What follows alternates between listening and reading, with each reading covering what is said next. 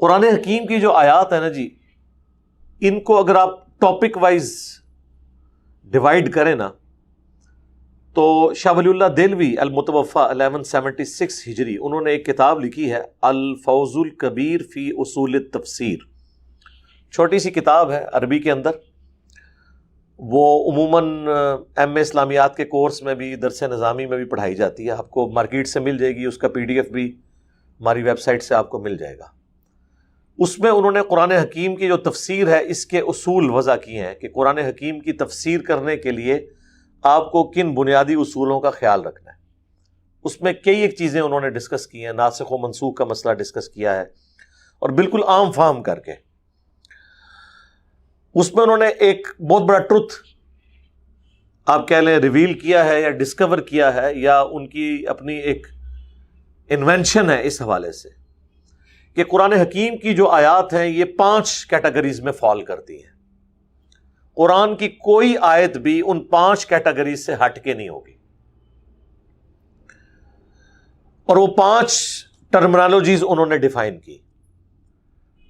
Number 1، علم الاحکام، یعنی قرآن کی آیات یا تو علم الاحکام سے ریلیٹڈ ہوں گی، یعنی اللہ تعالیٰ کے جو احکامات نازل ہوئے ہیں جتنے بھی، چاہے وہ حلال و حرام کے مسائل ہوں، طہارت کے مسائل ہوں، نماز، روزہ، حج، زکوٰۃ، اسی طریقے سے اخلاقی برائیوں سے بچنا، چوری، زنا، یہ ساری چیزیں علم الاحکام، اللہ نے جو جو حکم انسانیت کے لیے اوبلیگیٹری قرار دی ہیں. تو جتنی آیات بھی جن میں احکامات آئے ہیں وہ علم الاحکام کی کیٹیگری میں فال کریں گی آیات. دوسری کیٹیگری انہوں نے بنائی علم المخاصمہ، وہ کیٹیگری جس میں اللہ تعالیٰ نے کفار یا منکرین خدا یا گمراہ لوگوں کے جو عقائد اور نظریات ہیں ان کا علمی رد کیا ہوا ہوگا. مخاصمہ عربی میں کہتے ہیں جھگڑا کرنے کو، یعنی علمی جھگڑے کے ساتھ کہ اچھا تم یہ کہتے ہو تو اس پہ کیوں نہیں غور کرتے. یہ کیٹیگری ہوگی. جس طرح اللہ تعالیٰ نے جگہ جگہ قرآن حکیم میں مردوں کے جی اٹھنے کے حوالے سے مثال دیتے ہوئے کہا کہ تم نے کبھی بنجر زمین کی طرف دیکھا ہے، ہم اس میں بارش بھیجتے ہیں اور اس میں سے سبزہ نکلتا ہے، اسی طریقے سے تمہیں بھی اٹھا لیا جائے گا. عیسائیوں نے کہا کہ حضرت عیسیٰ اللہ کے بیٹے ہیں، تو اللہ نے رد کرتے ہوئے کہا کہ عیسیٰ کی مثال اللہ کے ہاں تو آدم کی سی ہے، آدم کو تو تم بھی اللہ کا بندہ مانتے ہو، حالانکہ آدم کا تو ماں اور باپ دونوں نہیں تھے. حضرت عیسیٰ کی پھر بھی والدہ تھی، تو ان کو تم نے اللہ کا بیٹا کیسے مان لیا؟ اگر بیٹا ماننا ہی تھا تو آدم کو مانا جاتا. یعنی اس میں سے رزلٹ نکل رہا ہے. اسی کو میں کہتا ہوں وہ اینٹی وینم، لاجیکل آنسر، الزامی جواب، پھکی، یہ سارے الفاظ. مخاصمہ، جھگڑا کرنا، اچھا یہ کہتے ہو پھر یہ بھی تو تمہیں پتا ہے، تو اس سے کیوں نہیں یہ رزلٹ نکالتے؟ تو ہر طریقے سے، اسی طریقے سے مشرکین عرب نے جو اپنی ٹوٹی پھوٹی شریعت بنائی ہوئی تھی، تو اللہ تعالیٰ اس میں کہتا ہے یہ تم نے کس قسم کی، سورۃ الانعام میں ہی آ جائے گی کہ یہ والا جانور حرام ہو گیا، اب یہ والا جانور ہم نے بتوں کے نام پہ چھوڑ دیا. تو یہ تمہیں اللہ تعالیٰ نے تو نہیں یہ بتایا، تمہیں کس نے یہ باتیں بتائی ہیں؟ مخاصمہ کرنا، جھگڑا کرنا، علم المخاصمہ. یہ 2 بڑی کیٹیگریز. تیسری التذکیر بالموت، نصیحت کرنا موت کو یاد دلا کے. قرآن حکیم میں جتنی آیات ہیں جن میں یہ اللہ تعالیٰ نے، یعنی سمجھ لیں مرکزی ٹاپک ہے توحید کے بعد، اس چیز کے اوپر ایمفسائز کیا ہے کہ یہ دنیا کی زندگی عارضی ہے، تمہیں مرنا ہے، مرنے کے بعد قیامت کے دن جی اٹھنا ہے اور اللہ کے حضور اکاؤنٹیبل ہونا ہے اپنے اعمال کا. اب یہ تو قرآن پاک کا سمجھ لیں تانا بانا ہی اس کے گرد ہے. یہ وہ آیات ہیں جو التذکیر بالموت، یعنی موت کو یاد دلا کر التذکیر، نصیحت کرنا. قرآن کے لیے تو آئی ہے انا نحن نزلنا الذکر وانا لہ لحافظون.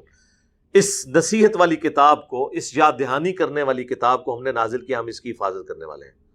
وَلَقَدْ يَسَّرْنَا الْقُرْآنَ لِلذِّكْرِ فَهَلْ مِن مُدَّكِرٍ.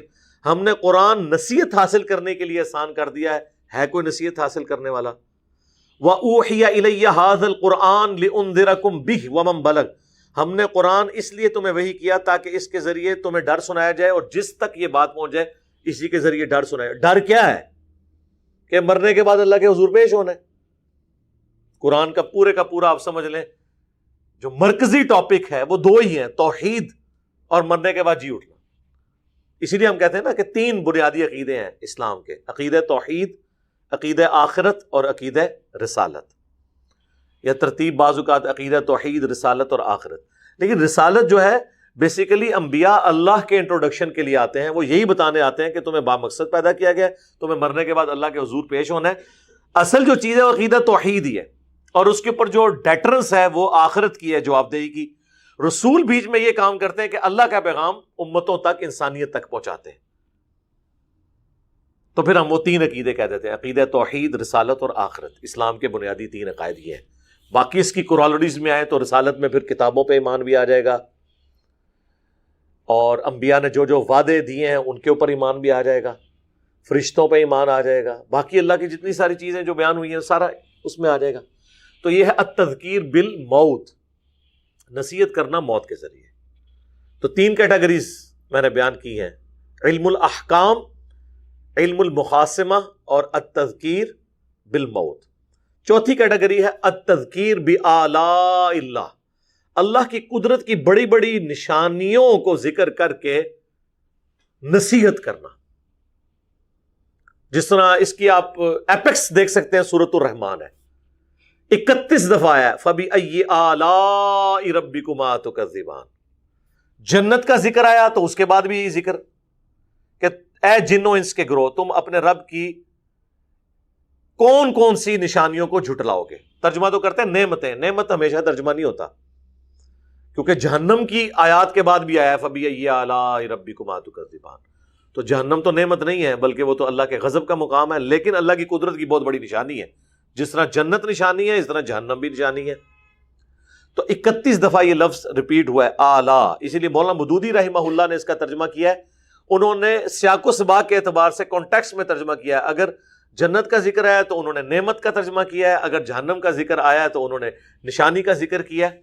عموماً ہمیں یہی ترجمہ بڑھایا گیا، تم اپنے رب کی کون کون سی نعمتوں کو جھٹلاؤ گے، حالانکہ جہنم کی آیات کے بعد بھی یہی ذکر آ رہا ہوتا ہے۔ تو اعلیٰ کہتے ہیں قدرت کی نشانی۔ تو اس سے یہ لفظ انہوں نے ڈرائیو کیا شاہ ولی اللہ دہلوی نے، التذکیر بآلاء اللہ۔ اور یہ قرآن پاک میں بھی اس کے ساتھ کے الفاظ موجود ہیں کہ ان کو نصیحت کرو اللہ کی نشانی کے ساتھ۔ فزیکل فنامنا آف نیچر، زمین و آسمان کی پیدائش، نباتات کا اگنا، جو کچھ آپ آبزرو کرتے ہیں، دن رات کا آنا جانا، سورج اور زمین کی حرکات، ستاروں کا پیدا کرنا، جانوروں کو زمین پہ پھیلانا، یہ جتنی بھی آیات ہیں جو زیادہ تر سائنٹیفک فنومینا کے اعتبار سے ہم ڈسکس کر رہے ہوتے ہیں، یہ ہے التذکیر بآلاء اللہ، چوتھی کیٹیگری۔ اور 5ویں کیٹیگری التذکیر بایام اللہ، اللہ کے جو بڑے بڑے یادگار دن ہیں جن کو اللہ نے یادگار بنایا ہے، ان کے ذریعے نصیحت دلانا۔ آپ سمجھ رہے ہوں گے کہ اس سے مراد جو ہے وہ عید میلاد النبی ہے، یا عید الاضحیٰ ہے، یا عید الفطر ہے۔ نہیں، یہ عید الاضحیٰ یا عید الفطر یا عید میلاد النبی نہیں ہے۔ بڑے بڑے دن وہ کہ جن دنوں میں قوموں پر عذاب آئے تھے اپنے پیغمبروں کا انکار کرنے کی وجہ سے۔ اور یہ بھی قرآن میں ایام اللہ کا ذکر بھی ہے کہ اے پیغمبر ڈر سناؤ ان کو اللہ کے بڑے بڑے دن یاد کروا کے۔ بڑا دن وہ تھا جب فرعونی ڈبو دیے گئے، قوم موسیٰ کو نجات ملی۔ بڑا دن اللہ کے نزدیک وہ تھا جس دن قوم نوح تباہ کی گئی اور اہل ایمان کو نجات ملی۔ یہ ہے التذکیر بایام اللہ، اللہ کی فیصلوں کے بڑے بڑے دنوں کے ذریعے نصیحت کرنا۔ یہ آپ کو ٹاپ آف دا لسٹ جو صورت ہے وہ اگلی ہے، سورۃ الاعراف۔ 6 انبیاء کا ذکر آئے گا پوری ڈیٹیل کے ساتھ۔ پھر سورہ ہود میں بھی کہ ہم نے قوم ہود کی طرف حضرت ہود علیہ السلام کو بھیجا، قوم عاد کی طرف، قوم ثمود کی طرف صالح کو بھیجا، قوم شعیب تھی، قوم موسیٰ تھی، ابراہیم علیہ السلام کی قوم، اس طرح سارے انبیاء کا ذکر اللہ نے کر کے پھر انہوں نے کس طرح اپنے پیغمبروں کو جھٹلایا، قوم لوط نے کیسے جھٹلایا، اینڈ پہ ان پہ عذاب آیا۔ وہ جو عذاب کے دن ہوتے تھے نا، وہ اللہ کے فیصلے کا بڑا دن، ایام اللہ، جو بخاری مسلم میں حدیث ہے کہ 10 محرم کے دن یہودی روزہ رکھتے تھے کہ اس دن ہمیں نجات ملی تھی فرعونیوں سے۔ تو نبی علیہ السلام فرمایا تم 10 کا روزہ رکھو. پھر صحابہ نے کہا یہ تو ان کے ساتھ ریزیمبلنس ہوگی. فرمایا تم 9 اور 10 2 کا رکھو. تو 10 محرم اس اعتبار سے ایک یادگار دن کہ فرعونی اس دن ڈبوئے گئے.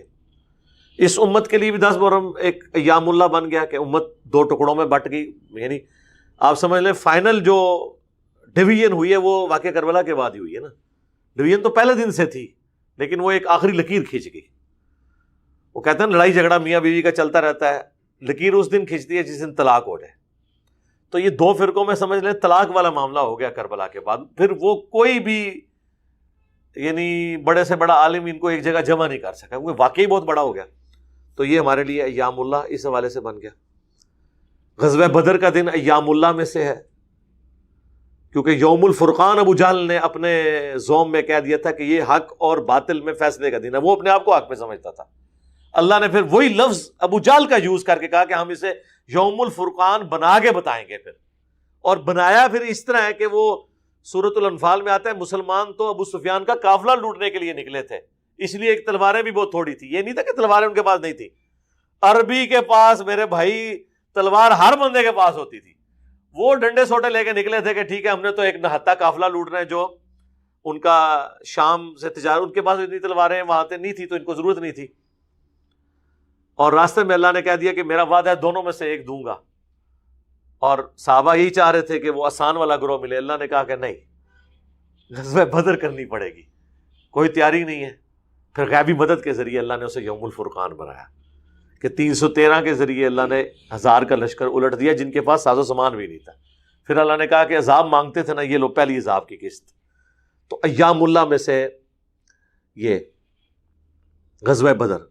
غزوہ احد بھی اللہ نے تو ایام اللہ بنا دیا تھا. سورہ آل عمران میں آتا ہے ہم نے تو وعدہ پورا کر کے تمہیں فتح دے دی تھی, تم نے ڈسپلن لوز کیا اور تم نے نبی کی نافرمانی کی تو پھر تمہارے اوپر وہ والا سارا معاملہ ہوا. لیکن وہ غزوہ احد کی کمزوری مسلمانوں کے لیے اتنا بڑا سبق ہوئی کہ کل تو اللہ نے ان کو سپر پاورز کے ساتھ ٹکروانا تھا, قادسیہ اور یرموک میں رومنز اور پرشینز کے ساتھ.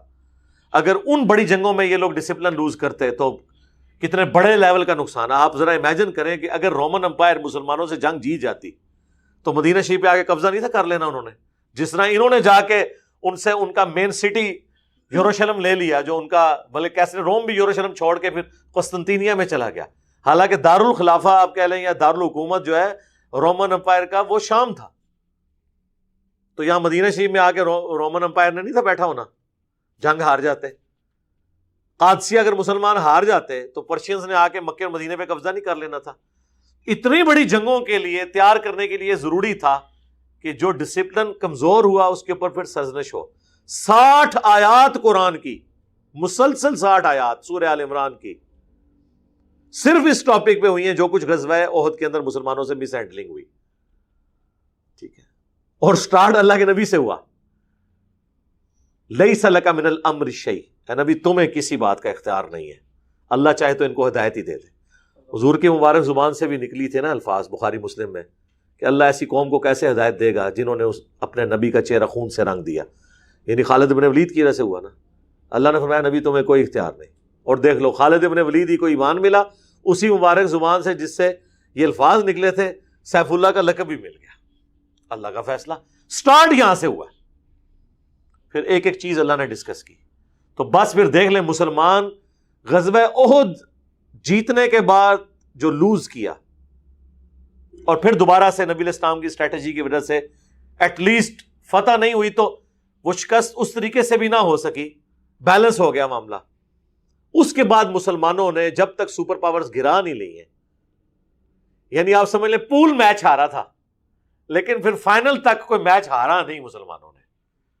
اگر وہ میچ نہ ہارا ہوتا نا تو ان کا ڈسپلن اور اس طریقے سے کہ آپ نے یہ چیزیں لوز نہیں کرنی, سمع اور طاعت کرنی ہے, لیڈر جس طریقے سے ڈیوٹی لگائے اس کو اس طریقے سے فالو کرنا ہے. کیونکہ جو بندہ لیڈر ہوتا ہے اس کا ایک ویژن ہوتا ہے, وہ چیزیں دیکھ رہا ہوتا ہے کہ یہ اس طریقے سے لے کے چلنا ہے. ایک بندہ بھی گڑبڑ کرے تو پورے کا پورا معاملہ کولیپس کر جاتا ہے. اب غلطی تو ان 35 بندوں کی تھی نا, 15 صرف رہے جو صحیح بخاری میں آتا ہے غزوہ احد کے موقع پر. 35 کی کیا خمیازہ 1000 صحابہ کو بھگتنا پڑا. انکلوڈنگ نبی علیہ السلام، آپ کے بھی دانت شہید ہو گئے. وہ بعد میں شہید ہوئے نا باغدڑ میں. 70 کے قریب انصاری شہید ہو گئے. مدینے کا کوئی گھر نہیں تھا جس میں میت نہ ہو. جابر بن عبداللہ کے والد فرینڈلی فائرنگ کے اندر مارے گئے.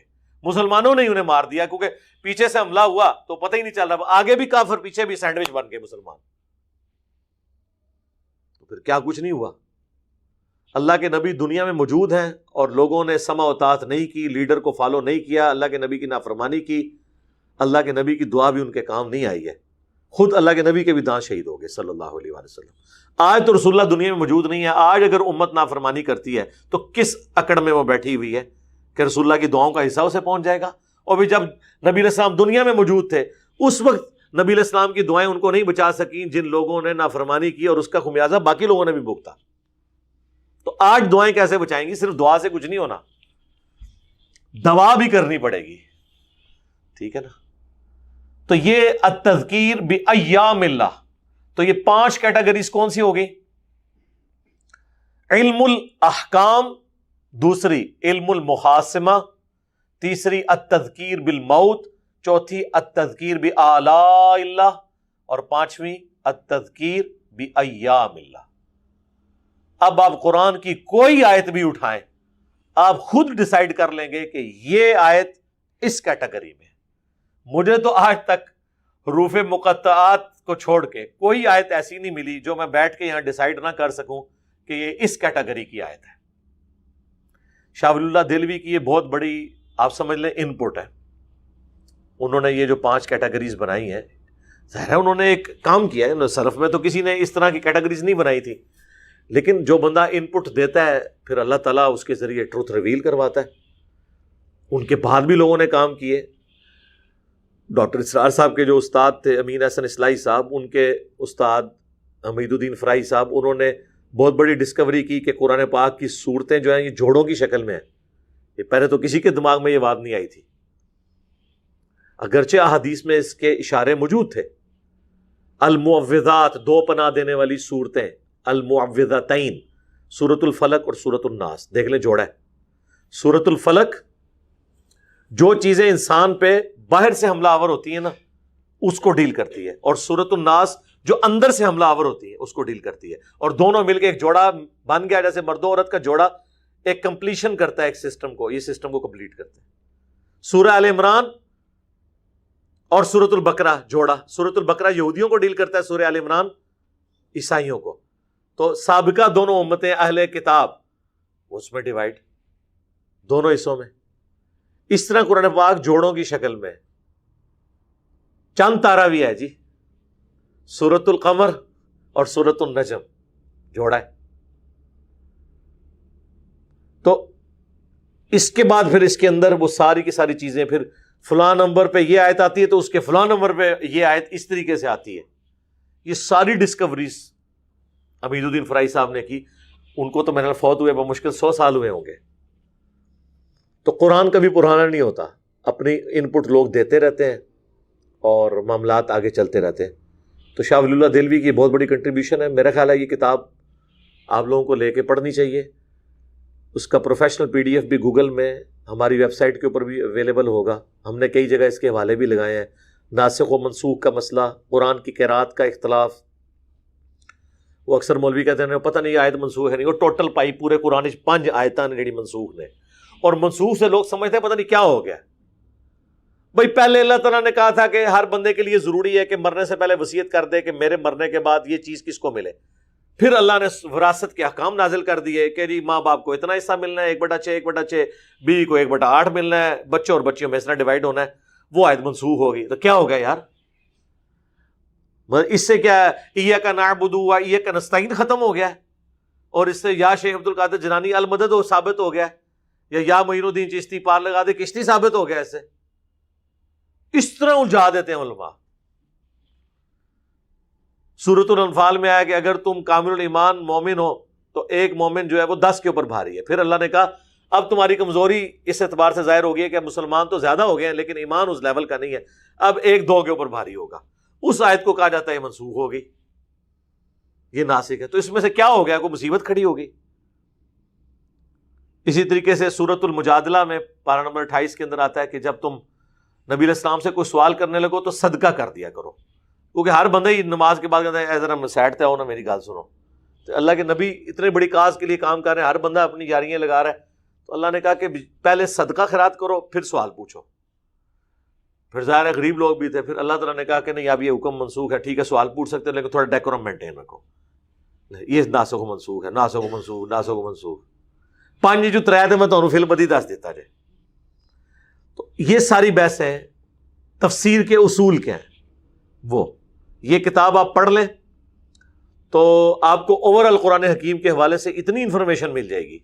پھر انہوں نے اسپیسیفکلی قرآن حکیم کی جو مختلف صورتیں ہیں ان کے حوالے سے بھی ڈسکشن کی ہے، ان کا مرکزی ٹاپک کیا ہے، اس اعتبار سے بھی وہ کتاب کمال کی کتاب ہے. وہ آپ لے لیں تو انشاءاللہ تعالیٰ آپ کو کتنی بنیادی باتیں جو ہیں جو علماء کو بھی نہیں پتہ ہوتی ہیں اور لوگ بڑا اسے مشکل کر کے پیش کر رہے ہوتے ہیں، وہ آپ کو پتہ لگنی شروع ہو جائیں گی. اچھا اس میں یہ ہے، اس میں یہ ہے، اس میں یہ ہے.